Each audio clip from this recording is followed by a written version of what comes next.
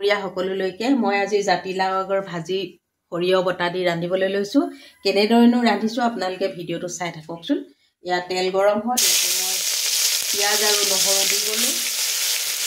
তাৰ পাছতে অলপ যেতিয়া গৰম হ'ব, তেলখিনি পকাৰ পিছতে মই লাহেকৈ ইয়াতে ৰেডি কৰি থোৱা সৰিয়হ লগতে আন্দাজ মতে নিমখ হালধি সকলোখিনি দি থৈছিলোঁ।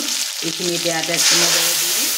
এইখিনি ভাজ খালে মই ইয়াতে কুটি ৰখা জাতিলাও আৰু আলু বিলাহীবিলাক সকলোখিনি লগত দি দিম।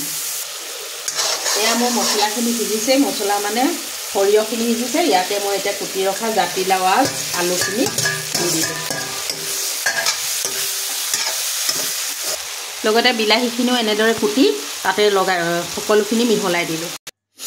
সৰিয়হ বটাৰ লগত জাতিলাও আগৰ ভাজি এয়া চাওক, আপোনালোকে শ্বেয়াৰ কৰিলোঁ আপোনালোকলৈ। লগতে এফালে ৰান্ধিলোঁ কাৱৈ মাছে অমৰাই এখন আঞ্জা।